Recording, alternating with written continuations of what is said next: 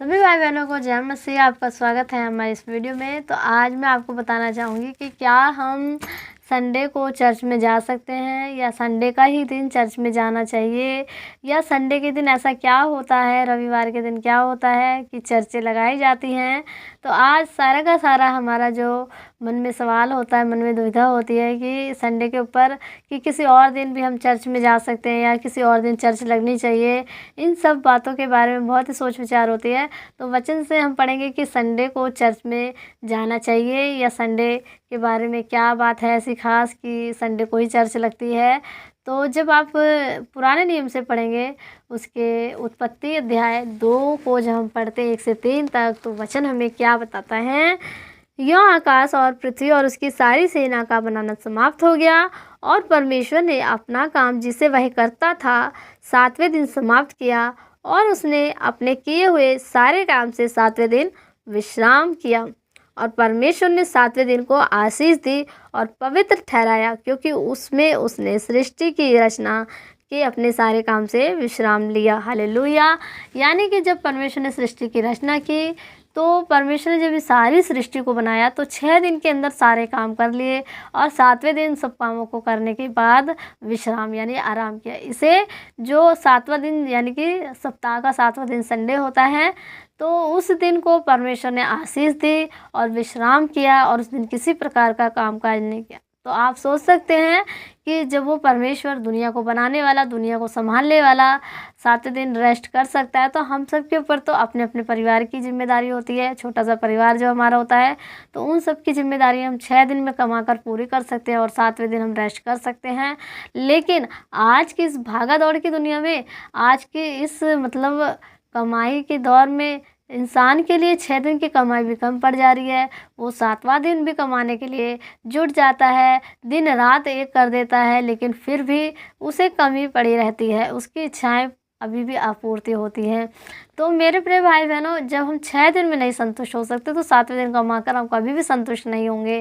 तो मैं आपसे यही कहना चाहूँगी कि अगर आप मसीहत में आए हैं, तो आप 6 दिन कामकाज कीजिए, दिन रात कामकाज कीजिए। परमेश्वर ने आपको छूट दी है, लेकिन जब 7वां दिन आपको परमेश्वर ने अपनी महिमा के लिए दिया है, आशीष ठहराइए, तो उस दिन हम परमेश्वर की महिमा क्यों ना करें, क्यों ना परमेश्वर की आशीष को कलेक्ट करें। आप ऐसा करके देखिए, आपके कामकाजों में बरकत आने लगेगी, आपके कामकाजों में आशीष आने लगेंगी, आपका जो बिगड़ता हुआ काम है वो भी बन जाएगा और आपके जितने भी लॉस होते हैं वो सब फ़ायदे में बदल जाएंगे। ऐसा आप ट्राई करके देखिए, क्योंकि परमेश्वर का वचन कहता है, मुझे परख कर देखो मैं कैसा भला हूँ।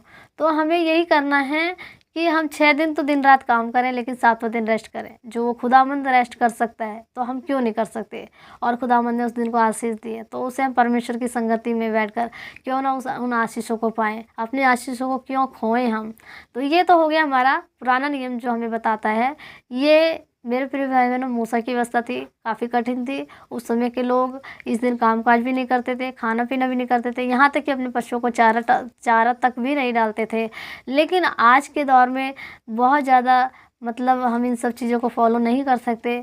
तो हमारे लिए नया नियम बनाया गया कि हमारी ये सब विधियां हैं बहुत थोड़ी कठिन थी, इनको सरल किया गया। लेकिन इसको मिटाने के लिए नया नियम नहीं आया है कि पुराने नियम को ना फॉलो करें।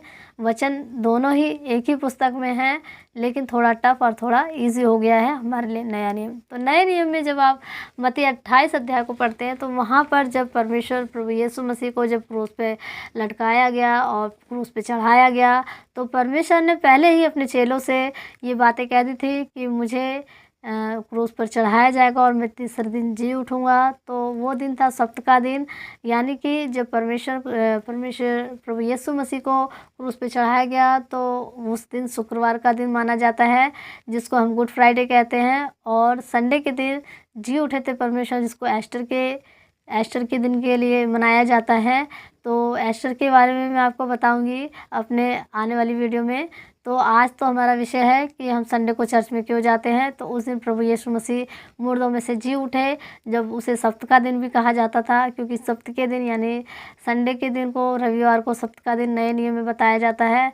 तो उस दिन परमेश्वर जब आराधनालय में लोगों को चंगा करते थे, तो यहूद जो वो फरीसी लोग थे, वो कहते थे कि इस दिन तो तू क्यों ऐसे काम करता है, क्योंकि ये पुराने नियम में लिखा हुआ है कि इस दिन कोई काम काज नहीं किया सकता। लेकिन वहाँ पर परमेश्वर ने, प्रभु यीशु मसीह ने कहा कि मैंने किसी को चंगा किया, किसी को बचाया, ये उसके लिए अच्छा काम हुआ कि ना कि ये परमेश्वर के आगे उल्लंघन हुआ। मैंने उसमें किसी प्रकार का अपने लिए कोई काम काज नहीं किया, मैं दूसरों का भला किया।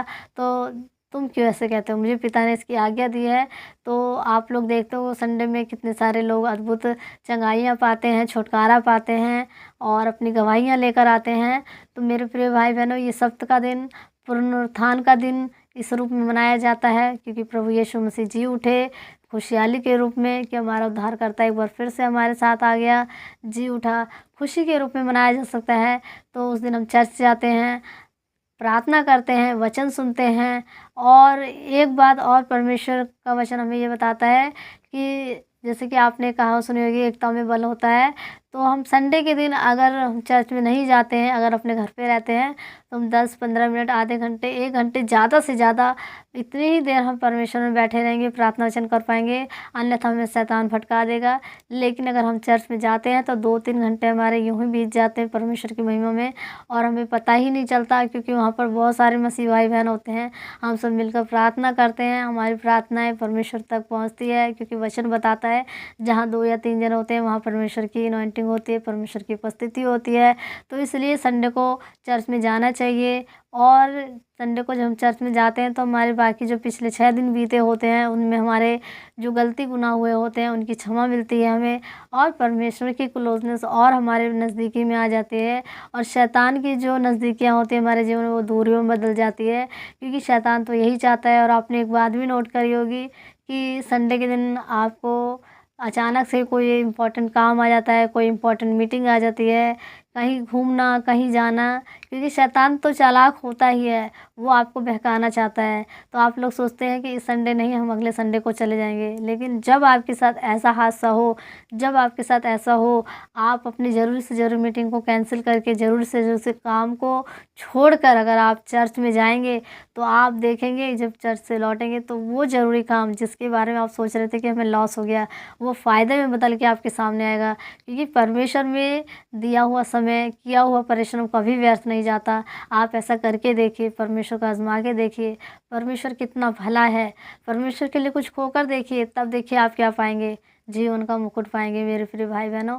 तो मुझे लगता है कि आपको समझ में आया होगा संडे को किस लिए चर्च लगती है, और संडे को चर्च लगनी ही चाहिए और चर्च में जाना ज़रूरी है, ताकि हम परमेश्वर की महिमा को पाएँ। क्योंकि हम परमेश्वर के सामने क्या लेखा देंगे, हमने परमेश्वर की महिमा में कितना समय निकाला। अगर आप एवरी संडे जाते हैं तो आप ज़्यादा से ज़्यादा समय परमेश्वर को दे सकते हैं, आप पवित्रताई में चल सकते हैं, आपका वो दिन पवित्रताई में बीतेगा, आशीषों से भरा हुआ दिन होगा, और वही आशीषें बाकी 6 दिनों में खिलकर आपके जीवन की सारी ज़रूरतों को पूरा करेंगी, सारी कमियों को दूर करेंगी, सारे प्रकार की बीमारियों को दूर करेंगे, और आपके घर से सारा श्राप निकल जाएगा। तो मेरे प्रिय भाई बहनों, मुझे लगता है कि आपको समझ में आ गया होगा कि हम संडे को क्यों चर्च में जाते हैं और संडे को क्यों चर्च लगाई जाती है और संडे को परमेश्वर ने क्यों आशीष दी, ताकि इंसान परमेश्वर को समय दे सके, इसी बहाने परमेश्वर की महिमा में वो आ सके। तो इस वीडियो में इतना ही बताना चाहूँगी। आप ज़्यादा से ज़्यादा संडे को जाइए, महिमा करिए, आशीष पाइए। अगली वीडियो में मिलूँगी, तब तक के लिए आप सभी को मेरा प्यार भरा जय मसीह।